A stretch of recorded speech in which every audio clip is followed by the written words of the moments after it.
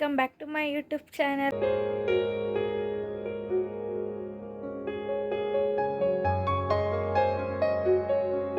ಎಲ್ಲರೂ ಹೇಗಿದ್ದೀರಾ? I hope ಎಲ್ಲರೂ ಚೆನ್ನಾಗಿದ್ದೀರಾ ಅಂತ ಅಂದ್ಕೊಂಡಿದ್ದೀನಿ.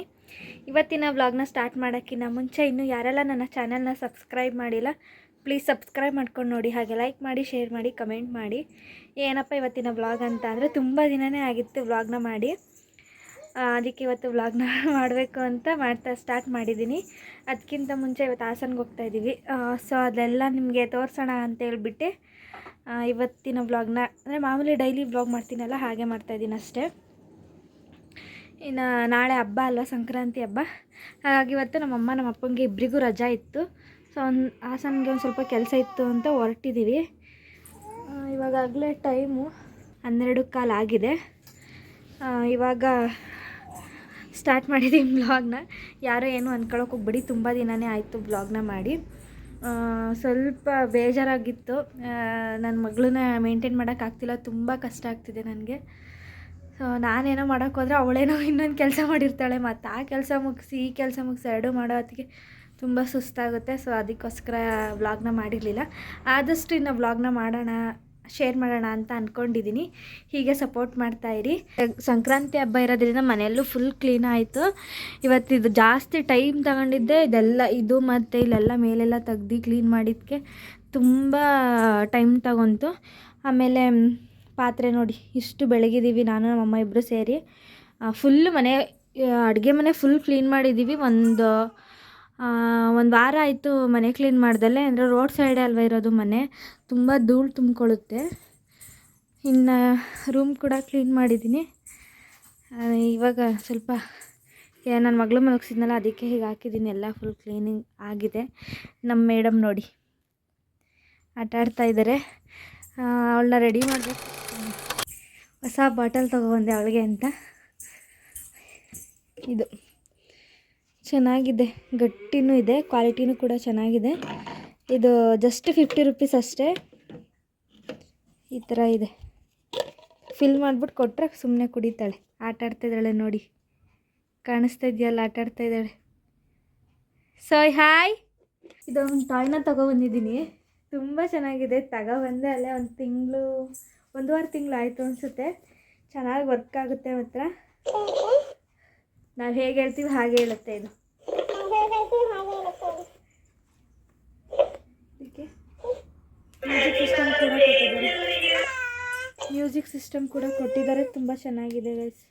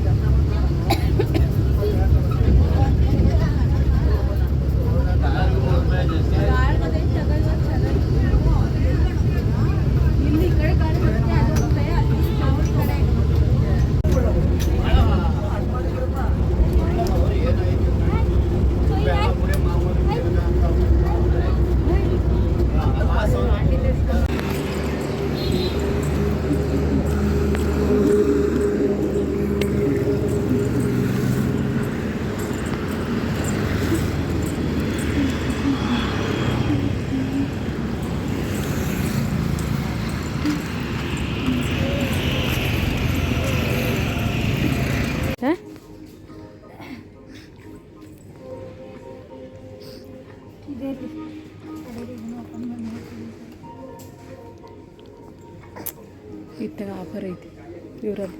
ಇದು ಏನಂತಾರೆ, ಸ್ಮೆಲ್ ಚೆನ್ನಾಗೈತೆ. ಅಷ್ಟೊಂದು ಸ್ಮೆಲ್ಲು ಇಲ್ಲ, ಅಷ್ಟೊಂದು ಇದು ಇಲ್ಲ. ಇದೊಂದ್ಸಲ ಇದನ್ನು ಟ್ರೈ ಮಾಡೋಣ. ಅದು ಆಫರ್ ಇದೆ ತಾಳೆ. Same offer, same price, same price. ಏನಾದ್ರು ಬೇಕಾ? ಸೊಪ್ಪು, ಸರ್ಪು,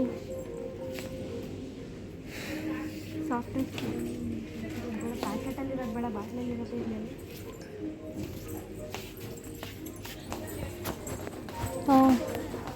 ತಗೊಂಬರ್ತೀನಿ.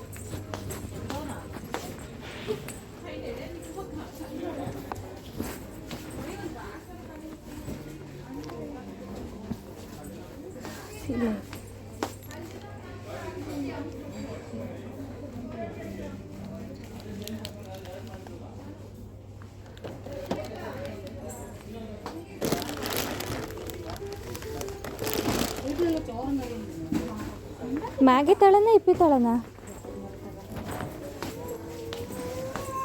Maggi Maggi Maggi.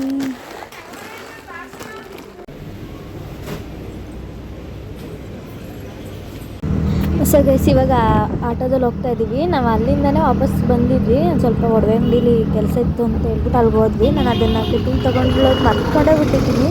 ಅದಾದಮೇಲೆ ನೆನಪಾಯಿತು. ಇವಾಗ ಮತ್ತೆ ರಿಟರ್ನ್ ನಾವು ಸ್ಮಾರ್ಟ್ ಬಜಾರ್ಗೆ ಹೋಗಿದ್ವಲ್ಲ, ಅಲ್ಲಿ ಡ್ರೈ ಕ್ಲೀನಿಂಗ್ ಇದೆ ಅಂತ ಪಕ್ಕದಲ್ಲೇ ನನಗೆ ಗೊತ್ತಿರಲಿಲ್ಲ. ಸೊ ಅಲ್ಲೇ ಕೊಡೋಣ ಅಂತ ಹೋಗ್ತಾ ಇದ್ದೀವಿ ಆಟೋದಲ್ಲಿ. ಇದು ಅಶೋಕ ಹೋಟೆಲ್ ನೋಡಿ ಹೇಗೆ ಕಾಣಿಸ್ತಾ ಇದೆ ಅಂತ. ಟ್ರಾಫಿಕ್ ಅಂದರೆ ಟ್ರಾಫಿಕ್ಕು ಗೈಸ್, ತುಂಬ ಟ್ರಾಫಿಕ್ ಇದೆ ಹಾಸನಲ್ಲಂತೂ. ಇವತ್ತಂತೂ ಸುಸ್ತಾಗೋಯ್ತು, ಜಾಸ್ತಿ ನಡೀಲಿಲ್ಲ ಆದರೂ ಸುಸ್ತಾಯಿತು.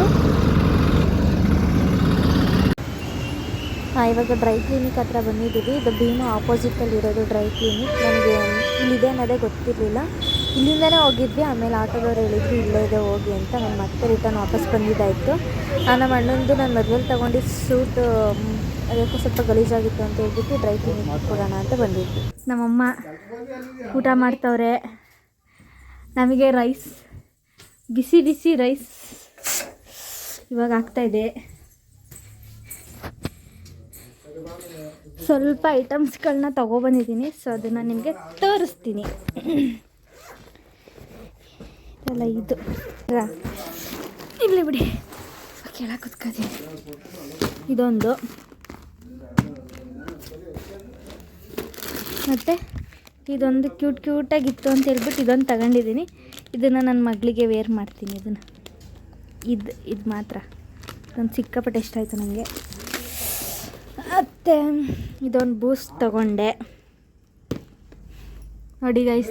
ನನ್ನ ಕರಿದಂಗೆ ನಮ್ಮ ಅಮ್ಮ ಒಬ್ಬರೇ ಊಟ ಮಾಡ್ತವ್ರೆ, ನನಗೂ ಹೊಟ್ಟೆ ಹಸ್ತೈತೆ. ಮತ್ತು ಇದೊಂದು ಸಾಸ್ ತೊಗೊಂಡೆ, ಇದು ಬೇಕು ಅಂತ. ಮತ್ತು ಇದೊಂದು ಮ್ಯಾಗಿ ತೊಗೊಂಡೆ, ಮ್ಯಾಗಿ ತಿನ್ನಬೇಕು ಅಂತ ಅನ್ನಿಸ್ತಿತ್ತು ಅಂತ ಮ್ಯಾಗಿ ತೊಗೊಂಡೆ. ಮತ್ತು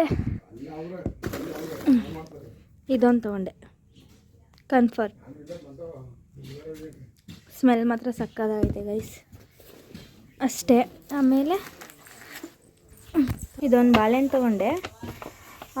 ಕೆ ಜಿ ಹಾಸನಲ್ಲಿ ಮಾರ್ಕೆಟಲ್ಲೆಲ್ಲ ಕೆ ಜಿ 100 ರೂಪಾಯಿ, ಇಲ್ಲಿ 72 ರುಪೀಸ್ ಆಯಿತು. ಅದಕ್ಕೆ 1 kg ತೊಗೊಂಡೆ ಅಷ್ಟೇ, ಇನ್ನೇನು ತೊಗೊಳ್ಳಿಲ್ಲ. ಇನ್ನು ನಮ್ಮ ಅಣ್ಣಂದು ಬಟ್ಟೆನ ಡ್ರೈ ಕ್ಲೀನಿಕ್ಕಿಗೆ ಕೊಟ್ಟು ಇದೊಂದು ತೊಗೊಂಡ್ವಿ. ಚೆನ್ನಾಗಿದೆ ಇದು. ಅಮ್ಮಣ್ಣ ಏಯ್ ಕಳ್ಳ, ಇದೊಂದು ತೊಗೊಬಂದೆ ವಯಸ್ಸಂಗಂತ ಟೆಡ್ಡಿ ಬಾರ್ ಪಾಪುಗೆ. ಫಸ್ಟು ಡರ್ಮಾಂಡಿವ್ ಆಗ್ತಿದ್ದೆ, ಇವಾಗ ಟೆಡ್ಡಿ ಬಾರ್ ಹಾಕೋಣ ಅಂತ ಹೇಳ್ಬಿಟ್ಟು ತಂದಿದ್ದೀನಿ.